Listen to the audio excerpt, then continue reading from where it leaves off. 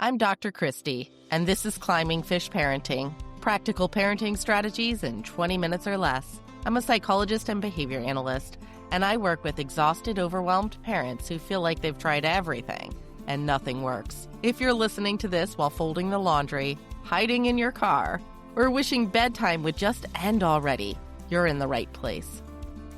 Today, we're talking about two words that have probably already been said in your house this week. Maybe this morning. Maybe 17 times before lunch. I'm bored. Let's talk about what's actually happening and what actually helps.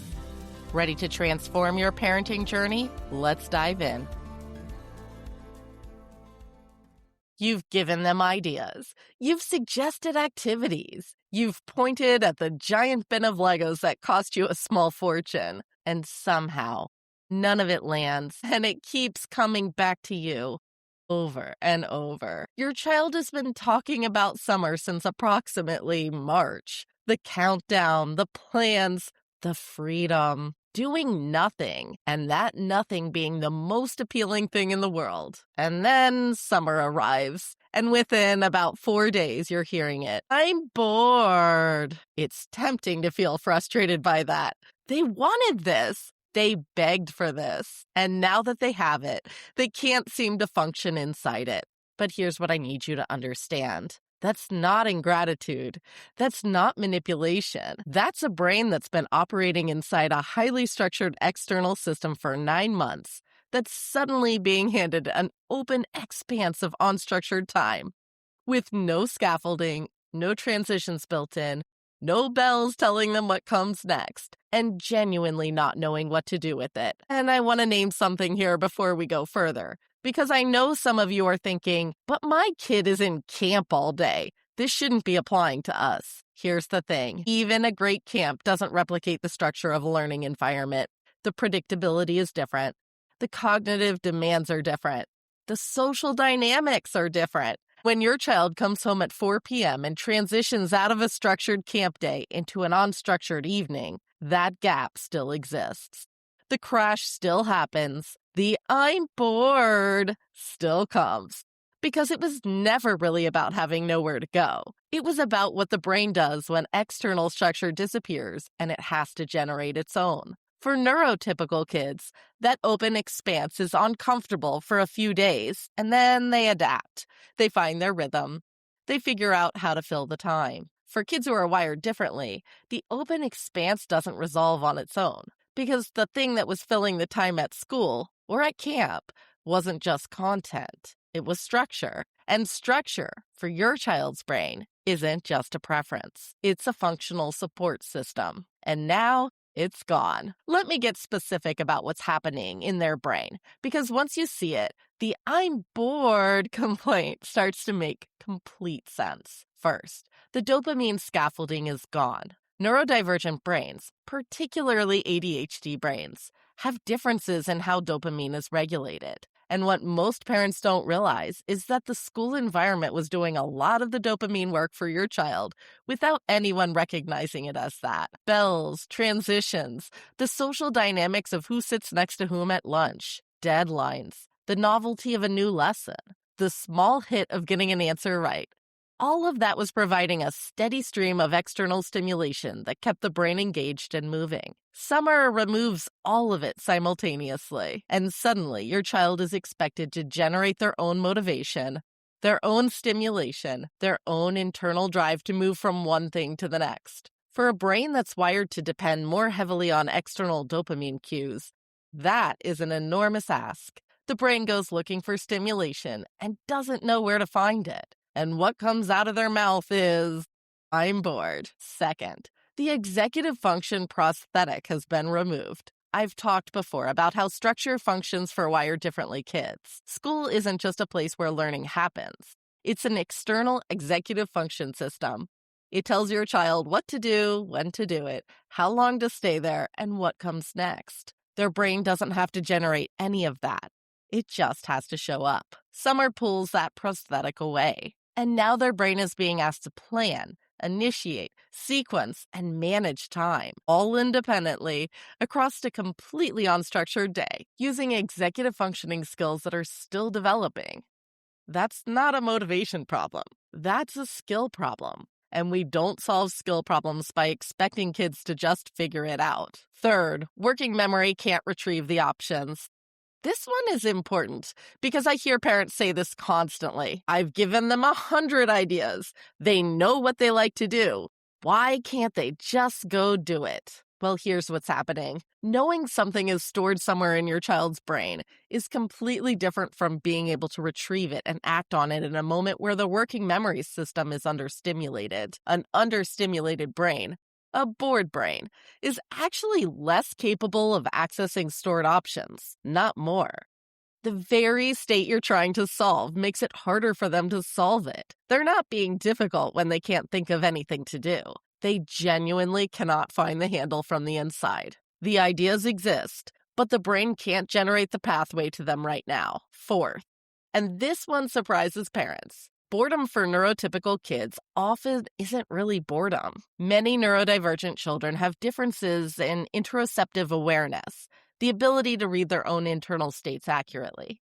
So when your child says, "I'm bored," they may actually be experiencing low-grade hunger or fatigue, or the beginning of anxiety, or a sensory need their body hasn't identified clearly enough to name. "I'm bored" is often the only language available for an internal state that doesn't have a clearer label yet, which is one of the reasons solving the boredom by suggesting an activity doesn't always work, because the activity isn't actually what they need. And fifth, the social landscape has shifted in ways they may not be tracking.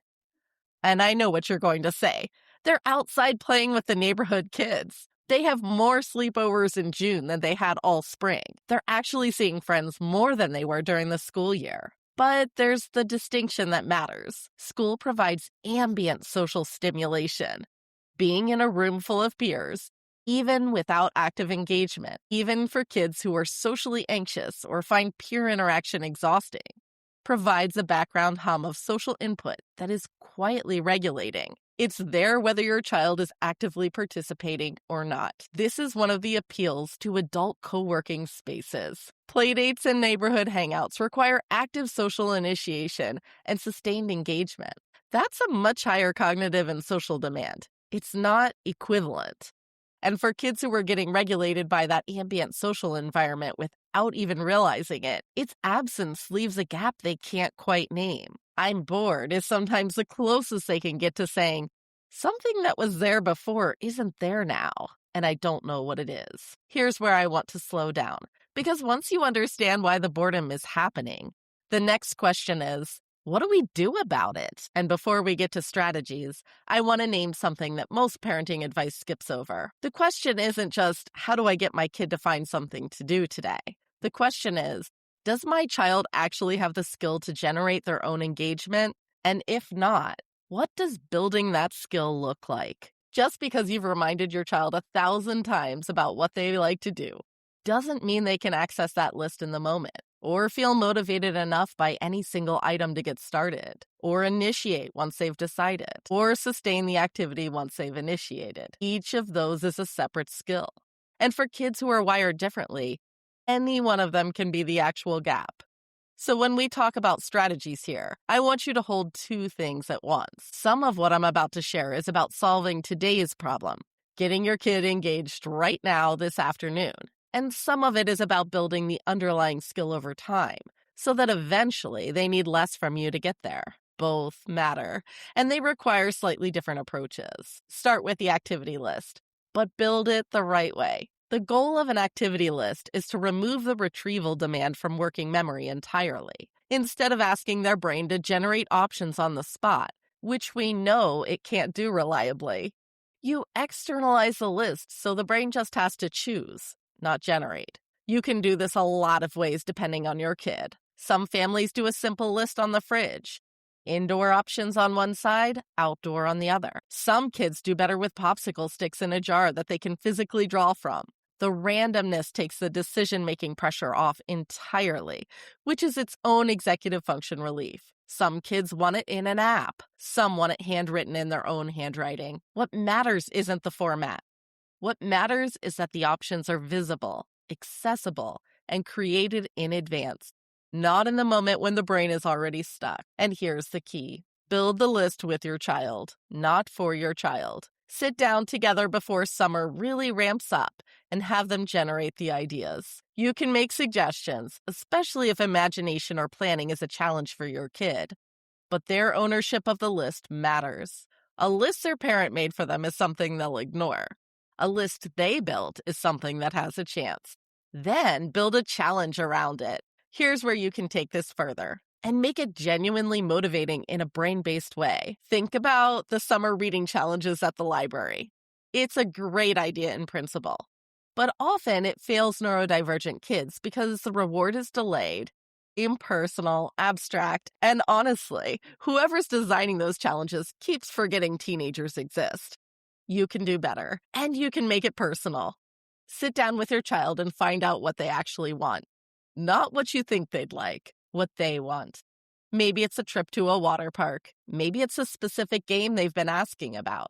Maybe it's a meal at a restaurant they've been eyeing. Maybe it's a sleepover with a specific friend that you'd usually say no to because it's a school night. Whatever it is, make it visible. Put the picture on the fridge and then build boxes leading up to it. Boxes they fill in by doing things from their activity list, or by reading a book, or by playing outside for a certain amount of time, or by trying something new. The requirements for this to actually work are that the reward has to be visible, meaningful, and personally relevant, and the progress toward it has to be trackable. For the kid who needs something richer, the book or movie project. This one is for the kid who gets bored easily, not because they have nothing to engage with, but because nothing engages them enough. The kid who needs depth and novelty and something to sink their teeth into. Have them pick a book, and yes, audiobooks count.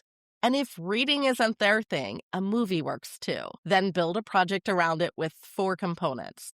Something connected to the setting, something connected to a character, something connected to food, and something connected to an activity from the story. So if the book is set in space, maybe they look up whether any of the science is real.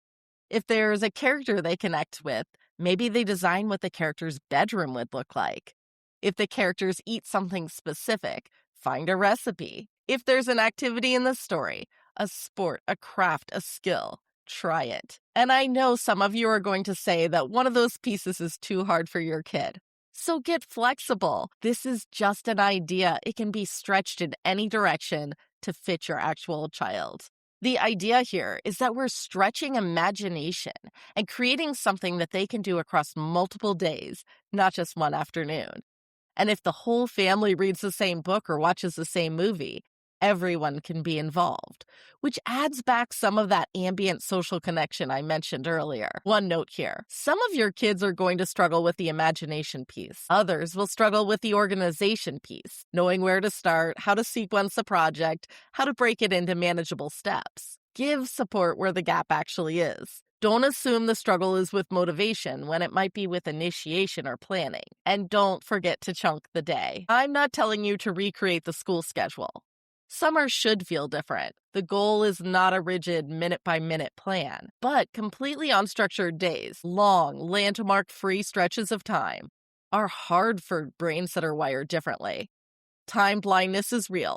3 hours can feel like 20 minutes or like 3 days, depending on what's happening, and the brain loses its footing without something to anchor to. You don't need a schedule. You need a few loose anchors, a loose sense of morning, midday, and afternoon, a transition point or two built in, lunch, an outdoor time, a quiet time, not rigid, just enough structure that the day has some shape to it, and the brain isn't trying to navigate a completely featureless landscape from the moment they wake up. Let me give you something concrete for the next time you hear it. Because knowing all of this is useful, but knowing what to do at 10:47 a.m. on a Thursday when they're standing in the kitchen saying, "I'm bored," and looking at you like you're personally responsible for the problem, that's what you actually need. Here's the sequence. First, don't solve it immediately. I know that's counterintuitive. But the instinct to jump in with suggestions the moment they say it is actually part of the pattern that keeps it going. When you solve it for them every time, you're reinforcing that I'm bored produces a parent who generates the solution. You want to shift that gently, without withdrawing, toward I'm bored producing a child who finds the starting line themselves. Second, name what you're observing without judgment. Something like, it sounds like your brain is looking for something to do and can't find it. That's not dismissive. It's accurate, and it separates the experience from a character flaw or a complaint you're supposed to fix. Third, redirect to the external support you've already built. Go check the jar, pull a stick. That's it. You're not generating the solution. You're pointing them toward the tool they already have. Big difference. And if they say the jar is dumb and nothing on the list sounds good, which they will at least once, that's fine. That's not failure. That's a dysregulated brain pushing back on structure. Stay calm, give it a few minutes, and then redirect again. This week, try 2 things. One to build and one to notice. The build. Sit down with your child this week and make the activity list together. If they're resistant, start small. 5 things. Indoor and outdoor. Make it theirs. Put it somewhere visible. And if they're old enough and motivated by it, talk about what the summer challenge would look like and what reward would actually feel worth working toward. The notice. The next time you hear I'm bored, before you respond, run this question through your head. Is this a retrieval problem, an initiation problem, or something else entirely? Hunger, fatigue, a feeling they can't name. You don't have to say any of that out loud. Just notice, because a question changes what you do next. And what you do next is what changes the pattern. All right, that's it for today. I'm bored is not a character flaw. It's not ingratitude. It's not your child failing to appreciate the gift of unstructured time. It's a brain that's wired to need external scaffolding, external dopamine cues, and external structure. Standing in the middle of a summer that has none of those things. And doing the only thing it can do, telling you that something is missing. Now you know what's missing. And you know how to start building it back in a way that works with how your child's brain actually functions, not against it. If this episode resonated with you, if you've been hearing those 2 words on repeat and finally feel like you understand what's underneath them, please share it. Send it to the parent in your village who's already white-knuckling their way through June. That's how we build the kind of community where no parent feels like they're figuring this out alone. That strategy I just gave you, it's the whole climbing fish philosophy in action. There's a quote, everybody's a genius. But if you judge a fish by its ability to climb a tree, it will live its whole life believing it's stupid. Your kid isn't broken. Your parenting isn't broken. Sometimes we're just asking our fish to climb trees. That's what we fix here. I'm Dr. Christy, and I'll see you next week.